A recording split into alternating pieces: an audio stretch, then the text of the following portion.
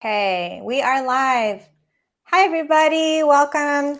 It's a fun Saturday. I normally don't do lives on Saturday, but I was chatting with my buddy Kevin, and there's so much to talk about.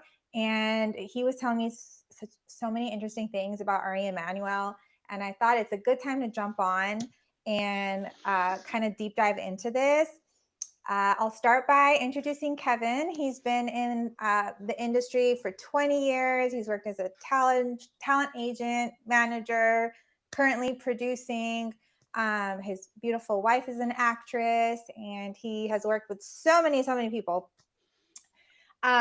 So before we jump into it, let's really quickly discuss. Justin's legal team has come out and said that there are text messages from Ryan Reynolds to Ari Emanuel that are going to prove Ari fired Justin, and that would prove that the lawsuit against Ryan and Blake, that was frivolous.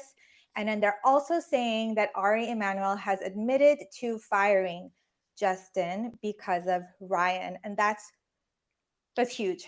But before we actually talk about that, I want Kevin to tell me, because he says this story so well. I want you to tell everybody the story of Ari Emanuel and how he became Ari Emanuel. Okay, so hi everyone. It is currently 9:30 at night where I am in London. So my homie Lynette, she's the best. She's the only person in the world that could get me online to do this. Thank you so much for coming on. Of course, I did this for Kirsty Flaw's thing as well, and my biggest, condition of doing it was that Lynette also be on that live as well. So, we told some stories, and I hope people got some info, and so we're gonna do this. Ari Emanuel, if you watched Entourage, right? Like Ari Gold was based off of Ari Emanuel. Yep. The guy who wrote Entourage, Doug Ellen, he was, a client of Ari Emanuel. Mark Wahlberg was a client of Ari Emanuel. Mark Wahlberg is the Vinny Chase character in Entourage. Like, this is like well known from people that are like in the business, but even like normal people that aren't like know that Entourage is like based on Ari Emanuel, or at least Ari Gold is based on Ari Emanuel. There's not much difference between the way that like Jeremy Piven plays Ari Gold than who Ari Emanuel is, except for the fact that Ari is a bit more calculated and a bit more like cooler headed and like. Is he cooler headed though? Because I've read some things about him losing it on staff. I wouldn't say it cooler headed like that. I'm saying in business decisions and Very things savvy. of that nature. He is an extremely savvy businessman. And one of the things that I've told you that we've talked about when we've talked about, him discussing with Ryan about whether or not he fired Justin Baldoni or whatever. Look, when it came down to Ryan Reynolds versus Justin Baldoni at William Morris Endeavor, Justin was always going to lose. There was never fish. Beyond anything like that. All right. At this point, they've made Ryan something that I never believed he would ever become. Yeah. And when you look at sort of the pieces that have built him to where he is now, like it's almost a little mind blowing because we're talking about a guy that was in Van Wilder. We're talking about Van fucking Wilder, right? We're talking about no F-bombs. Sorry about that. About that. We're talking about a guy who, was in Waiting, right? Does everyone remember Waiting, the cinematic masterpiece about a bunch of people that worked at a TGI Fridays-esque restaurant that used to that spit in your food and did all this other gross stuff? All right. The next thing you know, he's in like the new Blade with Jessica Biel.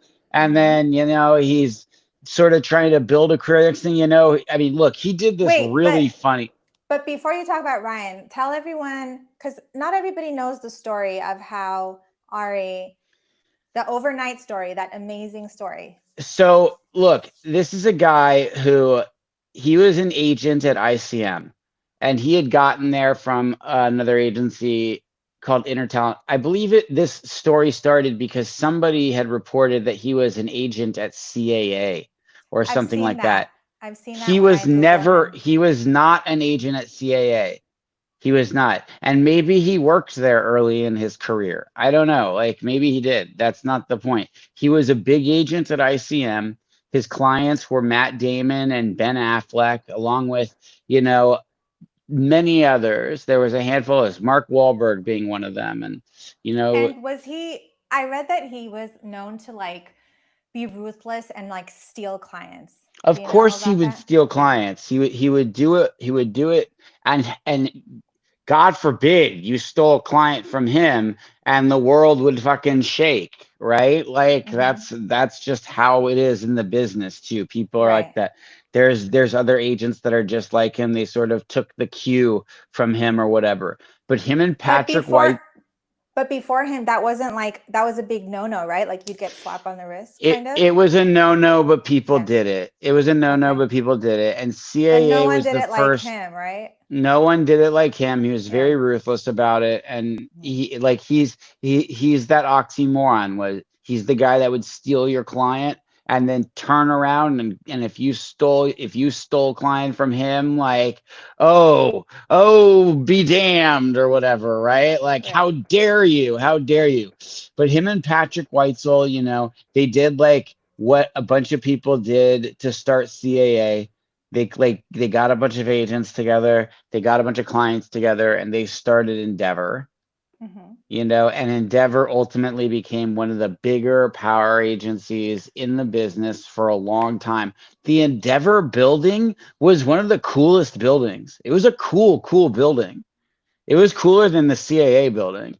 And then they are the ones that like I don't know the specifics of it, and people would Right. have to look it up, but they're the ones that either purchased or merged with William Morris, which is one of the oldest agencies there is, like Mm-hmm. one of the most respected, Mm-hmm. and they made William Morris Endeavor a thing.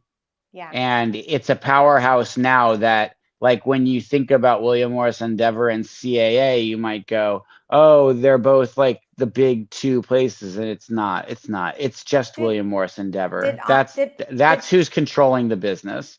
did Entourage ever have an episode about the overnight coup thing or no? I don't remember.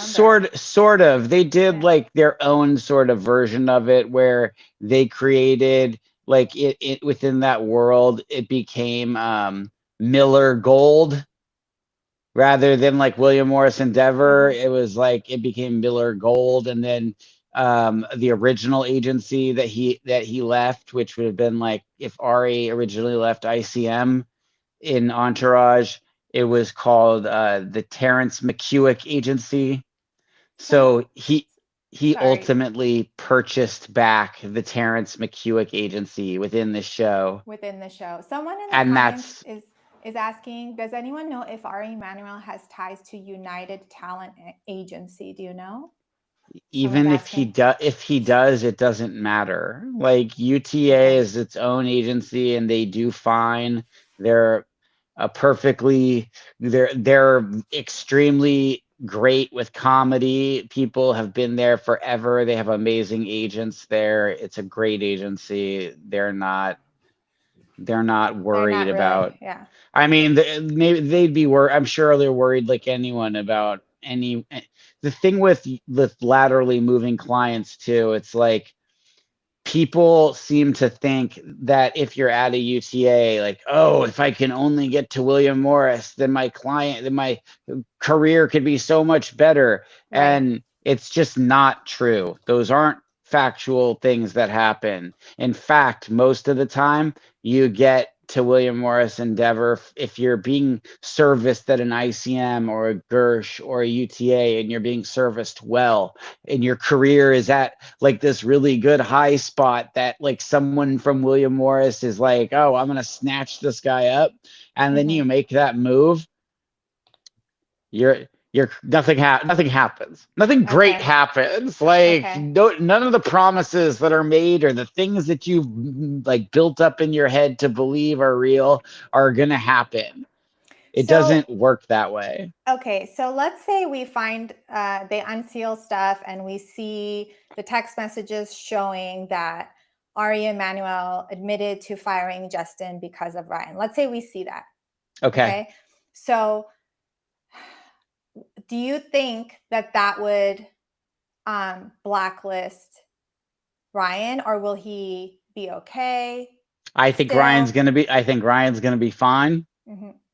I think that that's the other thing. I think that if they're so brazen that they sent those text messages that it was like from Ryan to Ari, like, hey, fire this frickin' guy, Yeah. you know, Yeah. like I don't even believe Ryan has the I don't believe Ryan has it in him to send a text to Ari. Like his ego isn't big enough, as big as his ego is.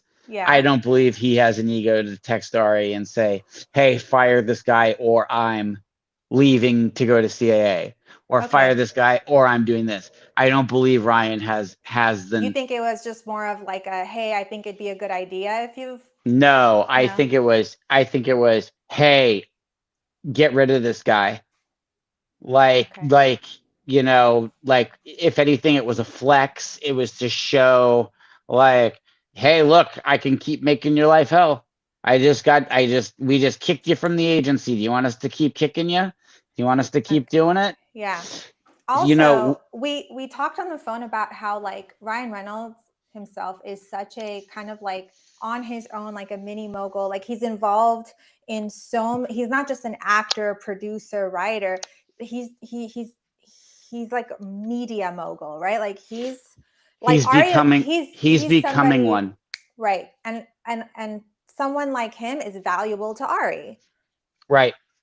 So He's worth millions of dollars to Ari, which yes. again, when I explained the purpose of why, you know, Ryan and Big Bird Blake, Mm-hmm. why they wanted the IP to Colleen Hoover's Mm-hmm. two books. It Begins with Us, It Ends with Us. It wasn't about making sequels or prequels or anything. It Mm-hmm. was about having the IP of those characters so Mm-hmm. they could then, like I said, utilize it to tell a story, to sell a Netflix series about, the young Lily and the young Atlas. They needed the IP of those characters, whether it was to, Tell everybody, utilize. as a producer, tell everybody what that could be worth. Like like if It you could sold it something could like be that to Netflix. it could be, well, being a Ryan and being a Blake, right? Tens of millions of dollars, if not more. Let's not forget Netflix paid Meghan Markle and Harry Mm-hmm. $100 million, Mm-hmm. right? And what did they get out of it? They got a documentary that a bunch of people watched and think whatever of, a Mm-hmm. cooking show that was a ripoff of Pamela Anderson's, Uh-huh. to the name. To the name.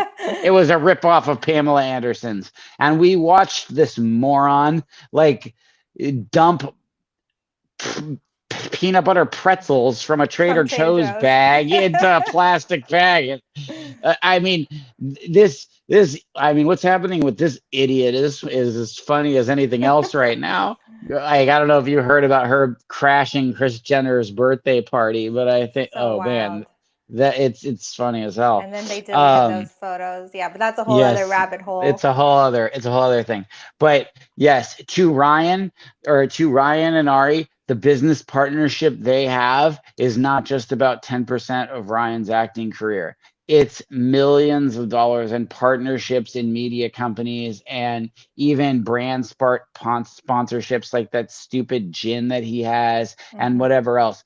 Like, there's something I saw, and I was even going to ask you about it because Mm-hmm. of your connections to being a celebrity hairstylist and Mm-hmm. everything else. But that garbage that they were cooking up in a warehouse next to where Meghan Here we Markle go. was making her jam. You know Uh-huh. what I mean? You Next to mean the where they hair were products? the hair products, where they were like, boiling it in that toxicity where, Jack Nicholson fell into the vat and became the Joker and Batman, where that's where they were clearly cooking up Blake's hair products. Um, Sorry, that's my dog. oh, dog. Hi, dog. Hi, Bob. Hi, No, Bob. but just so everybody knows, Kevin and I are always joking about like Kevin Markle's jam and Blake Lively's hair products are being produced in the same uh, factory, in our opinions, Yeah, because it's in hilarious.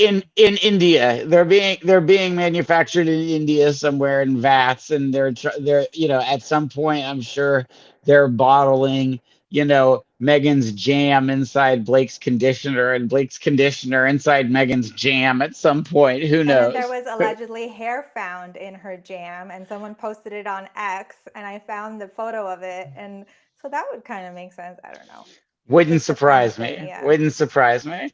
But my point is that if he sent him a text to say like, "Hey, get rid of this guy," Mm-hmm. Ari would do it in 2 seconds. It wouldn't even be an afterthought. And somebody else, there was some other things going on this week that you had asked me about, Oh and wait, I had said, sorry, not because they're like BFFs. no, it has No, nothing to because do it's a with them being business a thing. Exactly. a Because if hundred you percent. like, I tried so like I looked, I searched and searched on Google, like, has there ever been any other time these like did Ari and Blake and Ryan ever like have they been seen in public? Have they is there any interviews with all of them? Is there anything that Ari has said about them before? Or nothing. Nothing, nothing. Nothing. They are not friendly. Look, Ari Emanuel does not spend his time with people like Ryan Reynolds. I'm sorry. That's not who he spends his time with. This is a guy who is a real billionaire, a billionaire a couple times over. He spends his time with other billionaires. Ryan Reynolds pays him a commission, and they make money together that pays like, for the staff at his building, for their salaries, to have secretaries and assistants and stuff for a month. Like along with the 100 other Ryan type clients that they make commissions off of. It's so ridiculous to think that they're, Mm. hanging out underneath the Christmas tree together, exchanging Yeah. gifts. Yeah. Like, give me a break. Yeah. Another thing, another Yeah. thing. Ari Emanuel has absolutely no idea who Blake Lively is.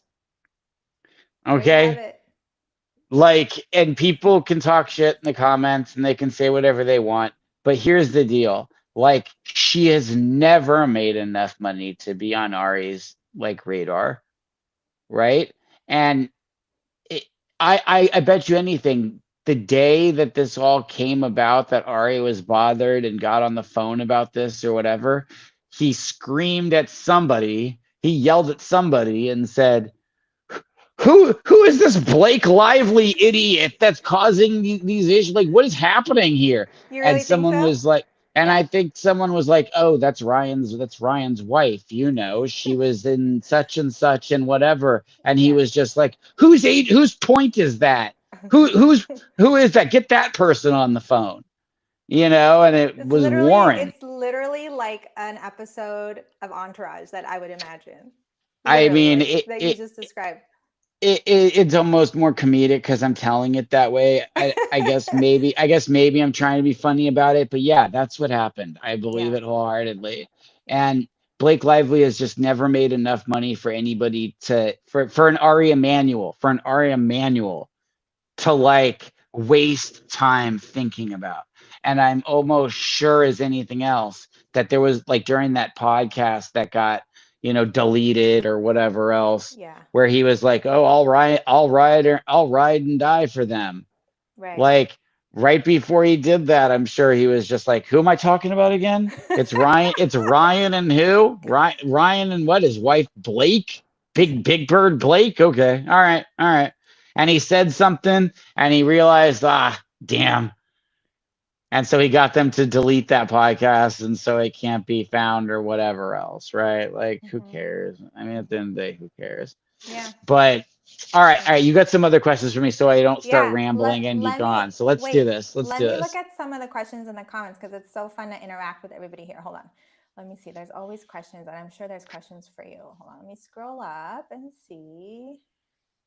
Okay. It says, can either of you speculate about Angie Where'd it go? The comment. Here you go. When you Oh, guys, Angie Giannetti. Angie yeah, Giannetti from Sony. from Okay. Sony. What is her reputation and her role in all of this IEQU stuff? She was at Lively's Loft meeting where Justin was berated. So, do you know anything about her or have any tea on? I don't know anything about her. Mm-hmm. I think it's really wild. I think it's really wild how Sony let anybody at all, Mm-hmm. um, like Ange Giannetti or anybody, even be in that room and let that happen, like to be a witness to it. Like I think it's so wild that Yeah. this happened like that. Yeah. Um, for it to have gone down in the way that it did with just Justin and Jamie there, Yeah. Big Bird Blake, Orange Pool, She's and cool. then Taylor Swift just all of a sudden walking in like, oh, I was just in the neighborhood. I had no idea what was going on. Like for that to have happened, I'm like, okay, I can see that. I can see that, Right. and it all being a setup. But to have other executives there and Ryan like berate him and do that, man, I'm like I just think it's wild. I really, when I think about it, when you and I talk about this, and it's funny because like people are like, what do you care for? Some like my wife Kirsten, right? My wife Kirsten's like, what do you care for? Like, what do you care about any of this for? She's also British. They don't have free speech here, Mm-hmm. right? There's a lot of things that she doesn't care about. It doesn't make Mm-hmm. sense to her. Mm-hmm. And I'm like, well, beyond like sort of knowing these people and I've come up in the business in the same time and Mm-hmm. whatever else, right? I'm like, there's a lot about this that I find incredibly interesting. You and I talk about it all the time. And it's so wild to me that Ryan Reynolds has gained the power in the business that he has, Yeah. that Big Bird Blake is trying so badly to gain the power in the business that she wants to Mm-hmm. have because Mm-hmm. she wants the power that Taylor Swift has. Mm-hmm. Like she wants it more than anything else. Recently, she just gave a speech, and I don't know how this has come up in any way. It's the most odd thing, and Who, it's got Blake? to be, yeah, Big Bird Blake, yeah, Who and gave it's a got to speech? be because of that publicist that they've gotten, right? The ex-CIA The guy CIA that's a guy. publicist or whatever. But Mm-hmm. she's given speeches now about sex trafficking and talking about her kids or whatever else. Oh, I'm gonna but that's say not that recent. I don't know when it was, Let but me see when it was. we just started hearing about it, right? Or I just did. You did, I think. Hold on, let me see. And all Because I I'm going to found it a say is long time this, ago. because there's a Jeffrey Epstein connection we had found recently and talked That about, was, right? yeah, that was a letter that was sent from Peggy Siegel, of who I don't know if you know anything about her, but she was a I do. I publicist. know who she is. Okay, okay, wait. Big publicist, Oh, you got to huge tell us some publicist. tea. Okay, but she sent the letter. That's my dog. There must be coyotes or something in the backyard. Peggy Siegel had a letter sent to Jeffrey Epstein for the 25th anniversary of the New York Observer. And below her name was a bunch of names, and one of the names was Blake Lively. So that's the quote unquote connection between Blake and Epstein that has come up most So recently. So Peggy tell us about Siegel, Peggy. Peggy Siegel being a huge New York City publicist would have had Big Bird Blake's name on every list of invite with anyone that was wealthy or connected or anything like that within the New York social like society circles or whatever, right? Like Jeffrey Epstein hosted parties at what is essentially the most expensive piece of property in New York City, right? Like, and there is a Vanity Fair article called, you know, The Real Gatsby or something like Something like that, that. where Let me find it. before he was busted, um, they sent this Vanity Fair writer to be like, who is this Jeffrey Epstein guy? Like, he's like the real life Great Gatsby. He's this like sort of unknown mystery billionaire that hosts these parties at like this, you know, huge mansion in New York that it's the wealthiest property in New York. It's worth more money than anything.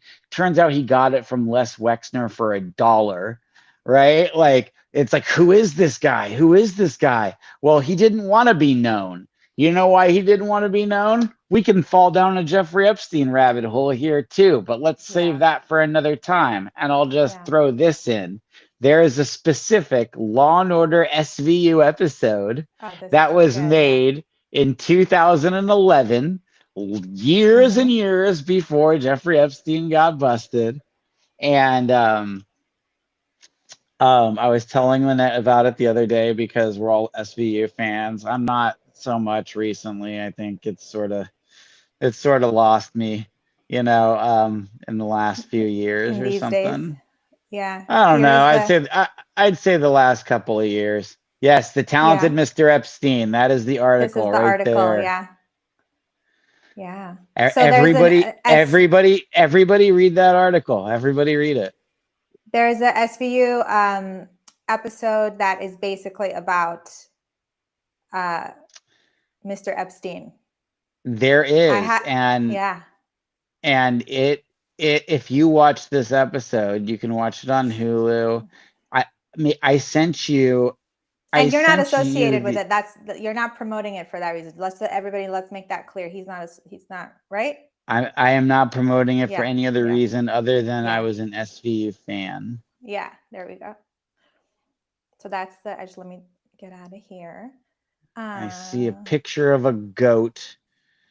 Okay, so the Law and Order SVU episode aired in 2011. It was season 12, and it's called Flight. It was season 12, episode 15. And this episode features a wealthy, well connected billionaire named Jordan Hayes, who uses private jets to traffic young girls for a modeling assignment that turns out to be a sex ring. The case in the episode ends in an unsatisfying plea bargain, mirroring the actual outcome of Epstein's 2008 conviction and non prosecution agreement at the time the episode was produced. Now, what we're saying here is that, like, at the time SVU was doing these things called like ripped from the headline episodes and things. So there was someone in the writers room that read this article about what was happening with Jeffrey Epstein and went, what is going on? This is crazy, and wrote this episode, and they made it. Yet nobody talked about it. Nobody knew who Jeffrey Epstein was until he got arrested. And what's even stranger is that people want to keep talking about his relationship with Trump and everything else. Well, it was Jeffrey, like, he was arrested. He was finally arrested under Trump's watch. Like, Trump was the president when Jeffrey Epstein finally got arrested and taken in. And then, yeah. whether Yeah. he hung himself or killed it in jail or Can you, whatever else. yeah, whatever, allegedly, whatever. Can you see? Mhm. I found the episode. I'm trying to show everybody. Season I 12, see it. episode 15. It says, Everyone watch it. here's Everyone the watch it. summary.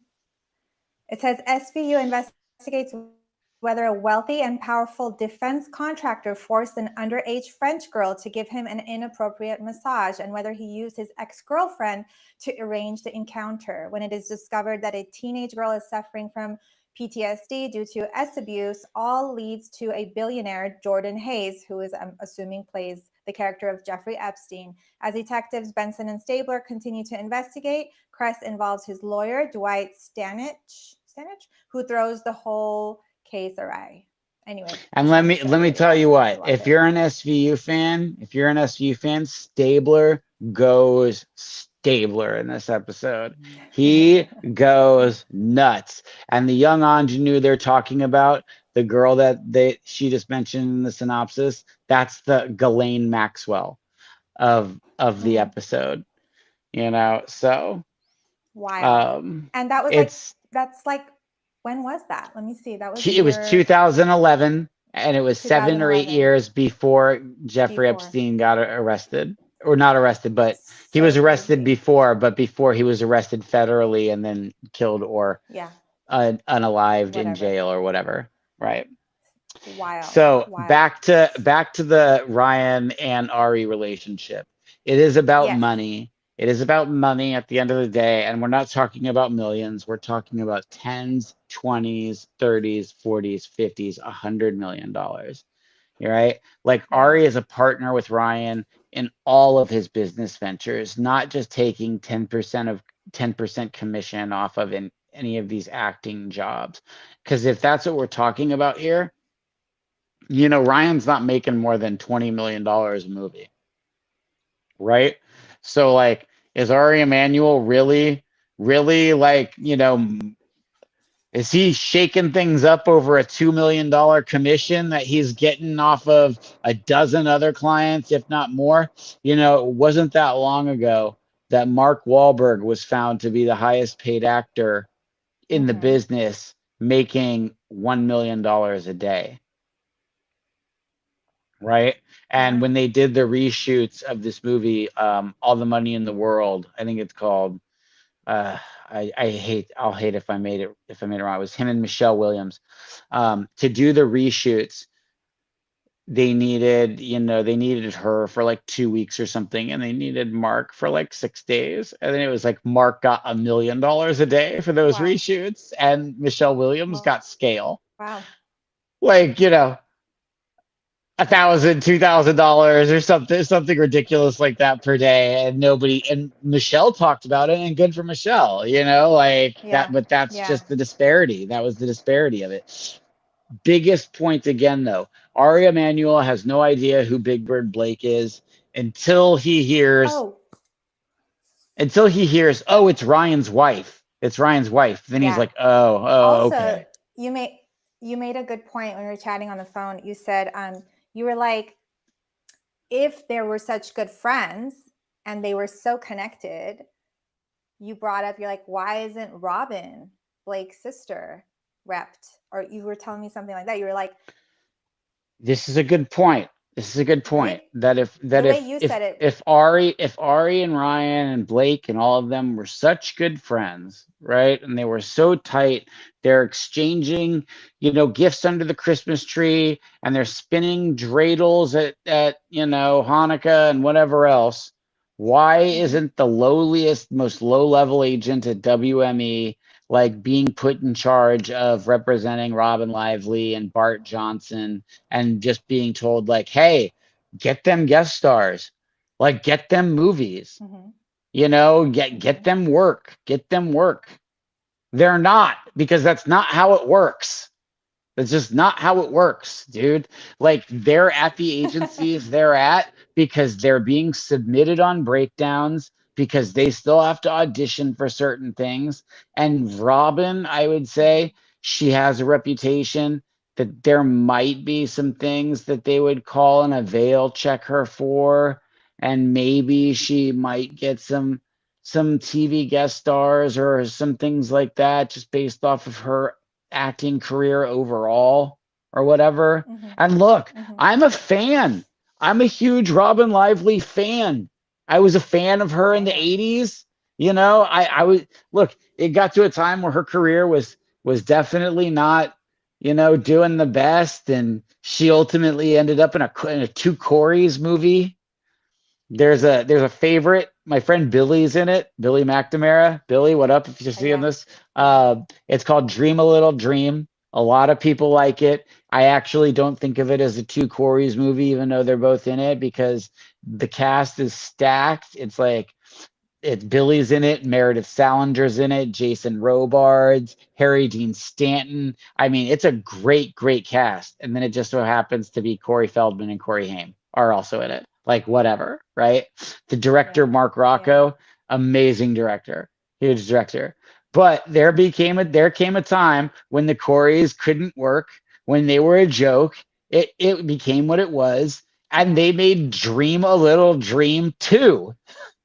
It went straight to video. It was completely horrible. None of the actors that I just listed or the director had anything to do Were with in it. it. It had nothing Yeah. to do with the first one except the IP was sold to another company who was able to make Dream a Little Dream 2. So, Feldman's character from Dream a Little Dream, Bobby Keller, could be the Bobby Keller in Dream a Little Dream 2. And Corey Haim's character, Dinger, was able to play Dinger in Dream a Little Dream 2. And Robin Lively played the love interest in that movie, Oh played the yeah. female lead. And, Yeah. you want to get into a deeper conspiracy theory. In Corey Feldman's biography, he talks about the jealousy that he had with Corey Haim over Robin Lively liking Corey Haim over him.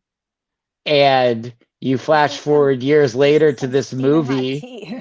I guess. I mean, whatever it is, it's like you flash forward years later, and Robin Lively in 1994, who can't get a job, for whatever reason, she hasn't worked in a while. She's Mm-hmm. starring in Dream a Little Mm-hmm. Dream 2. She's playing Corey Feldman's That's love true. interest, playing Yeah. Corey Haim's sister, and like there's makeout scenes with them and whatever else. And I believe like Corey Feldman's sitting there going, ha ha, I finally got her, Haim. Like there's this And then amazing there was the podcast whole called, didn't they do he said that she was speaking with a Southern.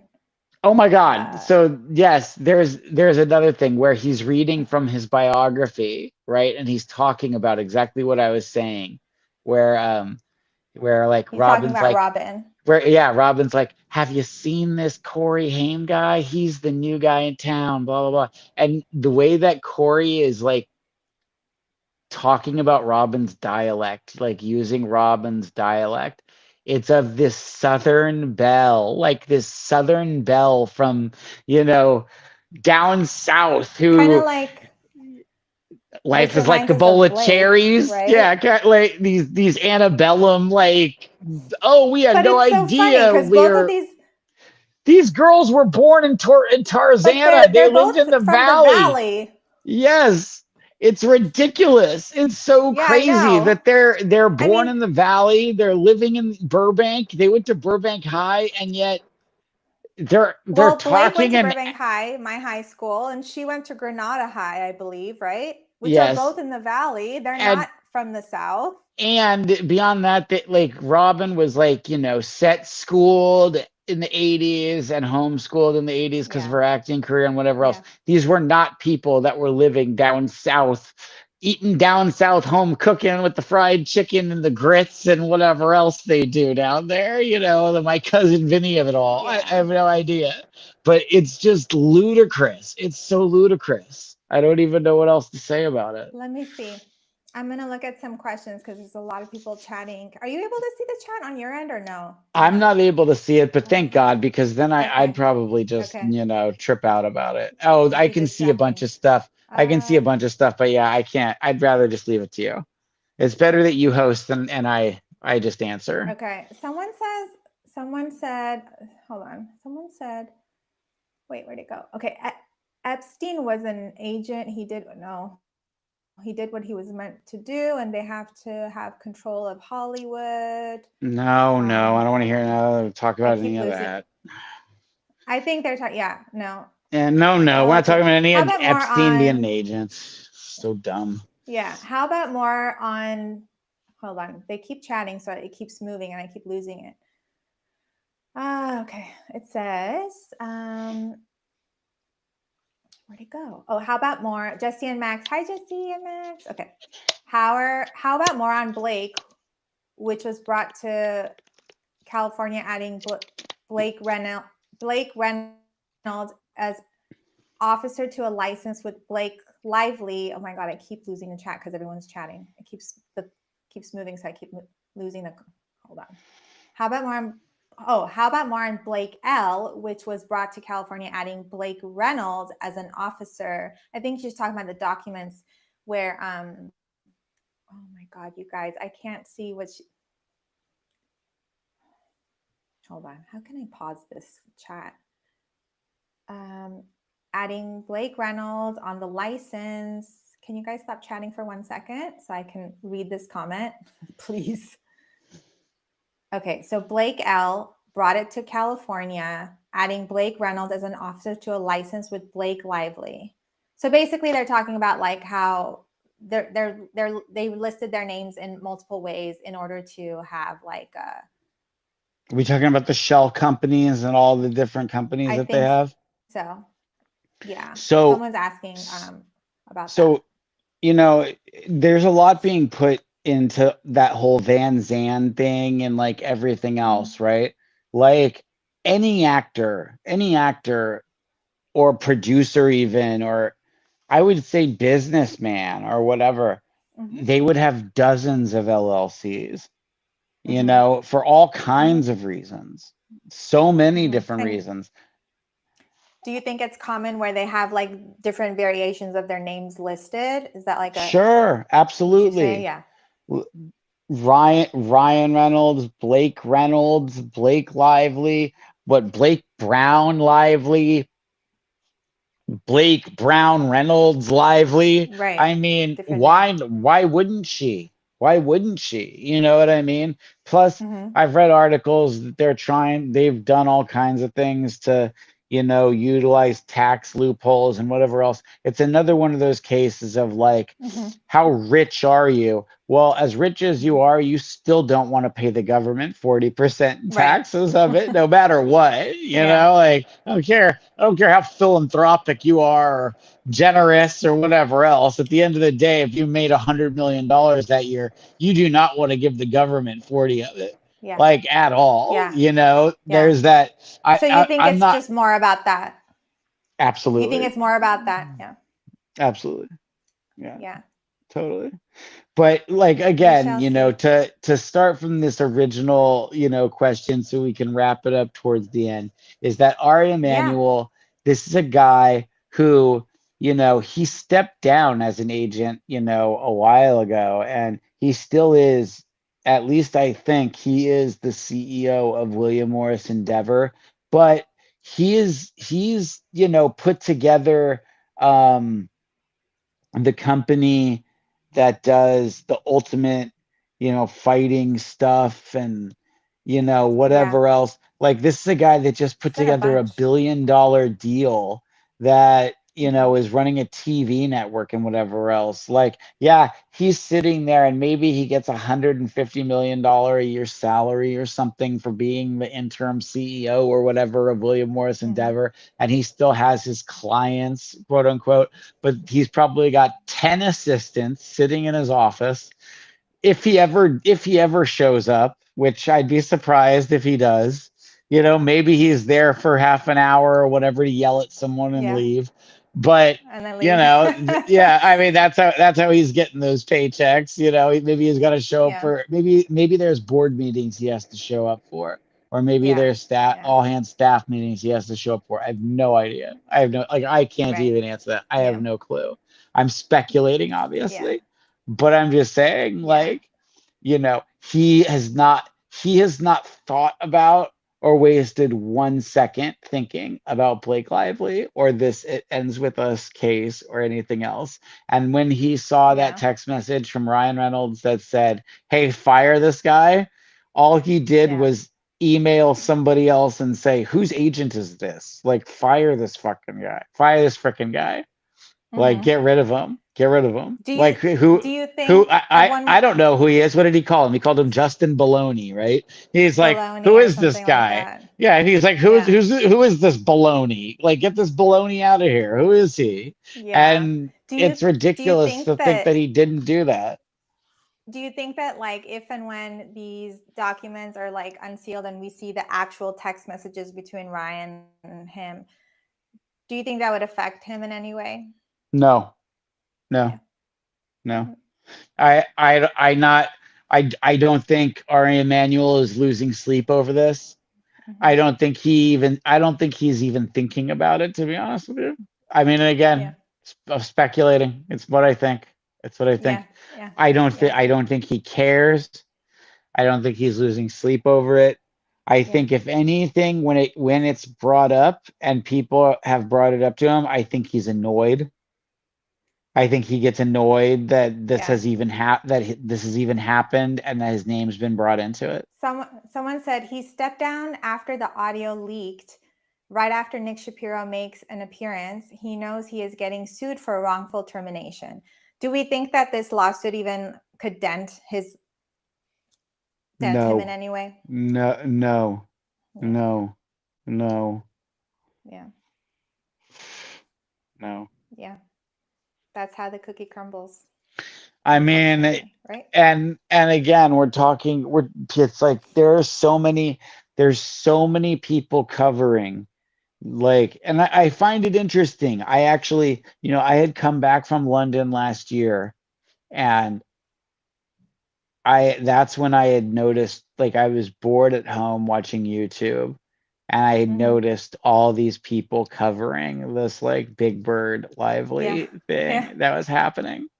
And Yeah. I recognized you, of course, and was like, "Oh my God, Lynette's doing Yeah. this!" Like Lynette, and your Yeah. content was so funny. And I texted you right Oh, away and was thanks. like, "Oh my God, this is hilarious! What you're doing is so funny." There is a specific other person that I've known from the business that I saw on a YouTube channel, like covering it as well. And Yeah. we'll call her the Leprechaun. And Yeah. I watched her covering it for a little while and was just like, okay, all right, well, you do your thing, Leprechaun. You Yeah. go right ahead, chase your gold. You chase your gold, Leprechaun. And then there's some others. But the thing is, people seem to like attach themselves to these like court dockets they're reading, they don't know anything about. They're not attorneys. They're, Yeah. blaming things on this judge because he's Doug Lyman's brother. There's all these things. I think there's so much complexity that's happening Mm-hmm. within the business world of what's happening in this whole case that people don't have any ability to fathom or Yeah. understand, that they're like reading things and speculating and guessing and saying, and then they're making content about it and reporting like it's the end of the world, like, oh my gosh, look at this and look at that. And there's a certain hippo that does that too, and she's launching all kinds of daily different things. And I'll tell you what, I've noticed that I'll just say it. I'll just say it since we're live. I've seen numerous times you make a comment, report on something that's been said or done, right? And then, I don't know, an hour, 2 hours later, a certain hippo does almost No, it's okay. your same It's exact okay. report, the same exact thing that you're Yeah. saying. So, it's like, yeah, nobody owns It this happens. case. Nobody owns the reporting of it, but there is still originality at the end of the day. And if you're not That's going to be true. original and you're not going to cover this and give your own actual opinion, you're going to take someone else's opinion and put it out there. Like, how authentic are you? Yeah. How authentic? You're Yeah. just a fraud. You're a fraud, just like Big Bird. Just like Big Bird. Oh, Kevin, you're so funny. I'm like Maybe trying it's not look, to. maybe Yeah. it's because Yeah. I'm I'm not married. gonna say I'm anything. married. Look, I'm just gonna say maybe it's because I'm married to a beautiful woman. I live in London half the time. The other time I live in Bel Air. I get to produce and make movies and make TV shows and develop things that I love doing. I have friends and family that I've had for most of my life that are amazing, amazing people that I am so lucky and feel so blessed to have. Lynette, you are one of those people. You Oh, know, thanks, I I Kevin. have You're so I sweet. have known some of the most amazingly talented people that are in the world, and they've been friends of mine for years, and some of them aren't friends of mine at all anymore. But that doesn't mean that I they're think still that not some of the I most like think great people there are. yeah, I think we should come back and you should uh, share some really fun, heartwarming celebrity stories because you've shared some with me that are so like I feel like people hear a lot of negative things about celebs, but like you've shared some really nice things about certain celebrities that have nothing to do with this case, but like I think that would be a fun maybe if you feel like jumping on in I their lives I sometime, am that'd be I really am fun. always down to jump on and do this with you and talk about whatever, as long as I, you know, as long as I'm not feeling too self-conscious from like, you know, No. just waking up or having to do whatever. We just, we just we're getting Christmas ready at the country estate thing here in Essex, outside of London. So we're doing I a love bunch of it. work today. And I Nice. just wanted to make sure I didn't look like I'd been sweating and moving Well, around. thank you. Thanks, Kirsten, for letting us borrow you for a little bit. And thank you so much for hopping on with us. This was really fun. I appreciate it. I know Is it's there like anything crazy else? time. Is there anything else I can answer before we have to go Let me look. that you can think of? Let me see. Let me see. Let me check the comments because there's always fun. Let's see. Oh, here's what I was gonna say. There was a recent speech where I heard Big Bird Blake talk about sex trafficking and Yeah. how she's the mother of two daughters and That whatever was at else. Variety where Selma Hayek introduces her. It was at a Variety thing. It was like for like a women's something. Like they were honoring women and like they were honoring her. So I'm gonna say this. I'm gonna say it. I'm gonna say it live. I'm gonna say it allegedly, and I'm gonna say it. Okay. However, what are the words I need to say? Allegedly, In your opinion, in my yes, opinion, yes, allegedly, I yes. believe Blake Lively, Big Bird Blake, would trade her two daughters up to Jeffrey Epstein Oh my God. for massages Oh, for the billion that she's dying to get from her hair care products and her drinks and her acting and whatever else. I believe she'd trade her two daughters up to Jeffrey Epstein in a second for I hope $1 billion. not. I I hope not. I believe she'd do it. I Oh, believe she's just that ruthless. And people think she's not. They think that she's just dumb and blonde and whatever else. She is yeah, ruthless. She yeah, understands the game she's playing. It's the Taylor Swift of it all too. Like how everyone thinks that, oh, they're not friends anymore and she's blackmailing her over texts and whatever else. Like, if you don't think these two women who have the most expensive PR team surrounding them are savvy enough to know what they're doing, like, understand they're laughing at you. They're laughing at you the same way that Donald Trump and Barack Obama are sitting together laughing at everybody else, going like, yeah, they think we hate each other, but I mean, who's the one laughing all the way to the bank today? Like politics, yeah. entertainment, whatever. It exists across the board. Yeah, At the end of the yeah, day, that's what it is. yeah. It's wild. It's wild. Okay. Someone's saying, "Oh my God, Kevin, LOL. Now I have to find the SVU episode. This is so juicy." And then someone else says, "It talked about her being known as a quote unquote bad girl and her past connections with Weinstein." Yeah. Yes, yes. Wine. I mean, look, she wanted to be surrounded by just like Meghan Markle. Okay. She wanted to be surrounded by very wealthy men that could help make her even more rich and famous. And it didn't Mm-hmm. matter. She tried with Leo. Leo did what he Mm. did with her and kicked her to the curb. He did not give her Oh, that part in The Great Gatsby she wanted. Okay. right. So she ended up with Ben. And I look, I'll say this. And I've said it before, I think she did a great job in the town. I remember. Yeah. I think it's one of the better things she's ever done, ever. Yeah. You know, would you I'm say, also a fan of Savages. I'm also a fan of Savages. I don't even would you think she's say good that, in Savages, but I'm a do you fan of think it. it's, do you think it's because of Ben Affleck did some rewriting, and did he direct? He directed it, he wrote it, Yeah. he starred in it, and I think that he helped Taylor make that role for her. Yeah, I think so. And then also I heard that the director for Savages is a very, It's Oliver Stone.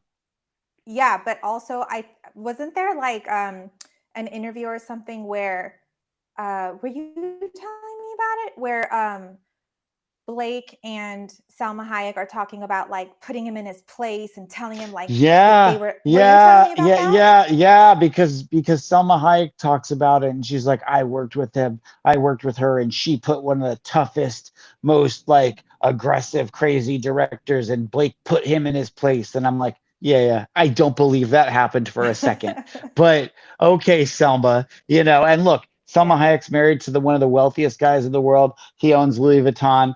Look, big Louis Vuitton fan here. Huge, Yeah. love it. Buy it all And the well, time. Balenciaga, but the He has Balenciagas, yeah, Balenciaga that's too, but crazy. he also owns Louis Vuitton. He He also also owns a owns ton a of lot of, yeah, yeah, he now he owns CAA. You know what I yeah, mean? And yeah, if it was that much of a big deal, like Blake isn't at CAA, is she? You know, Ryan isn't at CAA, is he? Like, so yeah. is that friendship that much of a big deal? Is it that much of a thing? Plus, these agencies, they've been bought and sold back and forth with private equity so many times. Who knows what they're really worth? People Yeah. have pulled the equity out of it so much. Like, I bet you anything, like someone's going to pull the plug one of these days and look at the books and find out these agencies are hundreds and hundreds of millions of dollars in debt and Yeah. like not worth anything. You know, it It's wouldn't, and wild. I'm just saying, it wouldn't shock me. It wouldn't surprise me. Coming from a guy who works in, Look, I was a talent agent for many years. I yeah. represented a lot of people. You know, I represented a lot of up and coming people, but I represented a lot of people that worked forever. I worked with David Hasselhoff, and people laugh, right? But at the time that I worked with David Hasselhoff, he was doing the producers in Las Vegas.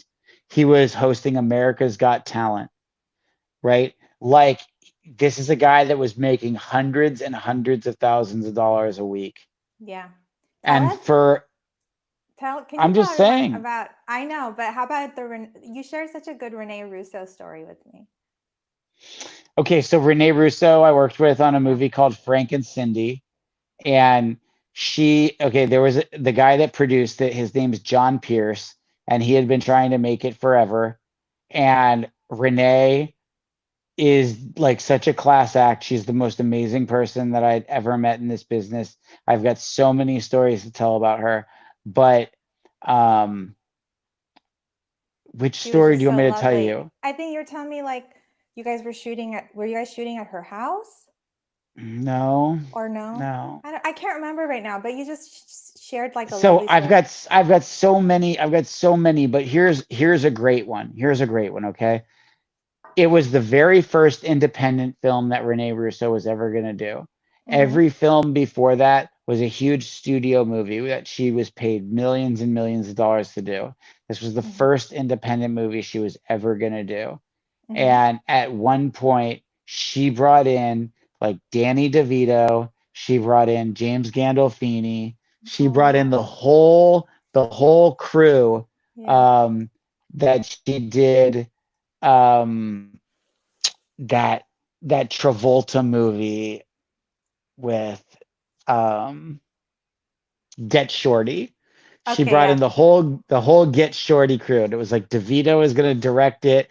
Gandolfini was going to play the Frank role. She was going to play the Cindy role. I mean, she brought it in to make that happen. Like we did a table read for it. It was amazing. It was so cool. Oh, Then Gandolfini passed away, right? yeah. But Renee still stayed attached to this like independent film, like didn't just say F it or whatever. And it took a And few she's a more huge years. star. Like she doesn't even Huge have to do that. star, Yeah. huge star, makes $10 million a picture, $15 million Yeah. a picture. Yeah. She did this movie for $60,000 plus huge back end, right?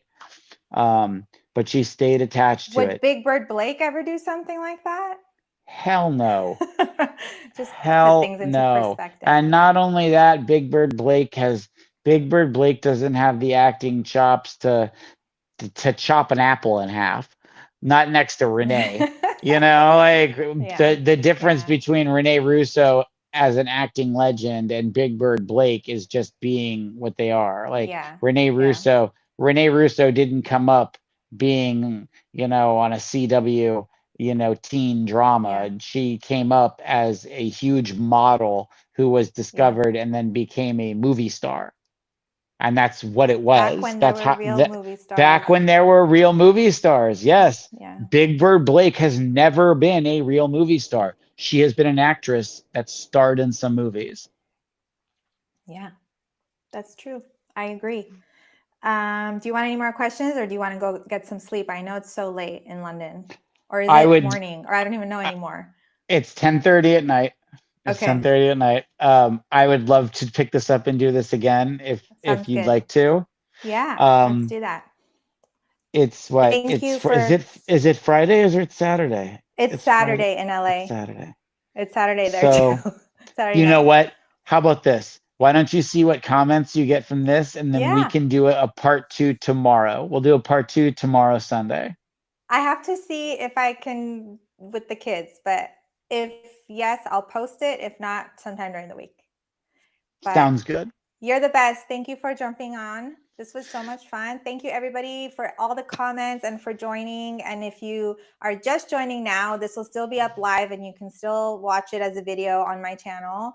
And if you'd like to subscribe, if you'd like to comment, make sure you're subscribed. I'm sorry we didn't get to all the comments, but hopefully next time we can do more of that, like be more interactive with like the chat that's live with us. That'll be fun. But this was so much fun. Thank you again, Kevin. Thank you. I will always do this for you, Lynette. You're the homie forever, and I will always jump out alive for you no matter what. Let's talk the gossip whenever Big Bird Blake, shake things up. Whenever this nut escapes Sesame Street and starts squawking and flying around, there is just craziness that happens. And so we've got to discuss. We've got to discuss. I know. And everybody, guys. watch that SVU episode and tell me if that is not about Jeffrey Epstein 8 years before he got arrested and everyone knew his name.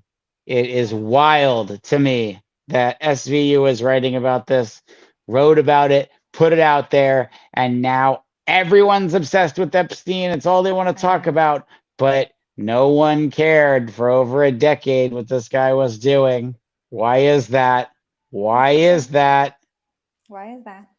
Lots of questions to be answered. Who knows if they'll ever be answered. But thanks again, Kevin. I'm going to thank everybody.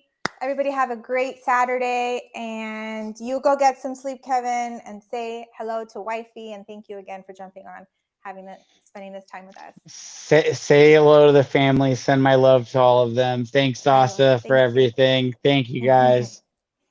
All right. Bye, everybody. Bye, everyone.